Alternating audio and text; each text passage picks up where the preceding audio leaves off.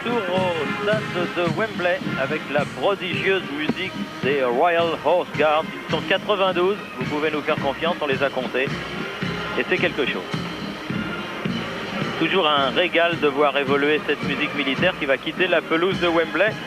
Et pendant cette pause consacrée au tiercé que vous avez pu passer en compagnie de Jean-François Pré, eh bien, avec Jean-Michel Larquet, nous avons jeté un coup d'œil sur le somptueux programme qui est édité à l'occasion des finales de la Cup. Et ça, je crois qu'on pourrait en faire cadeau d'un à Philippe Tournon, parce que ça n'a rien à voir avec les programmes qui sont édités à l'occasion de la finale de la Coupe de France. C'est un autre monde, quoi. C'est une autre époque.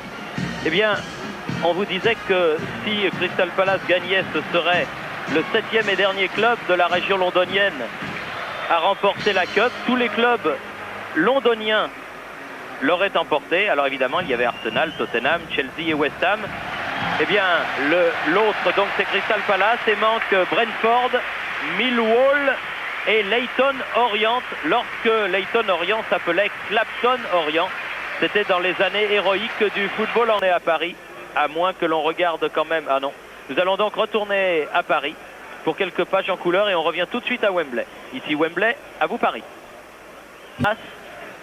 Si ça n'était pas aujourd'hui, la finale serait rejouée jeudi soir.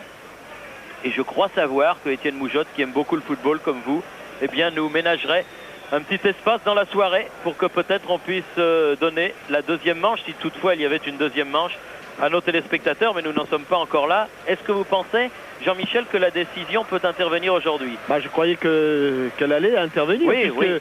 Quand Manchester United a pris l'avantage, il semblait que cette équipe était sur la voie du succès. Et puis l'entrée plutôt de Wright a tout modifié.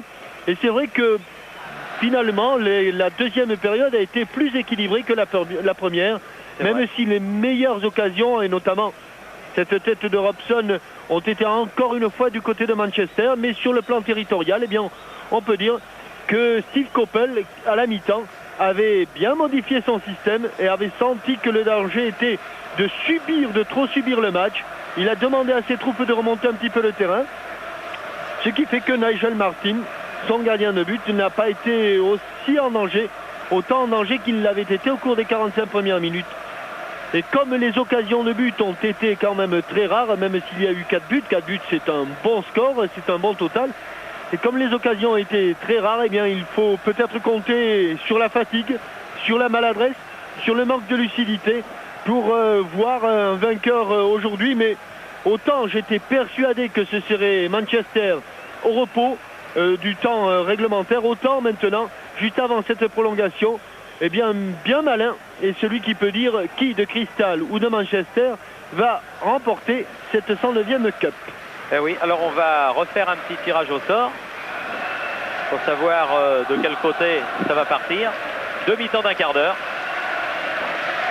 pour marquer un but ou deux ou trois. Et si on n'en marque pas, retour à Wembley jeudi prochain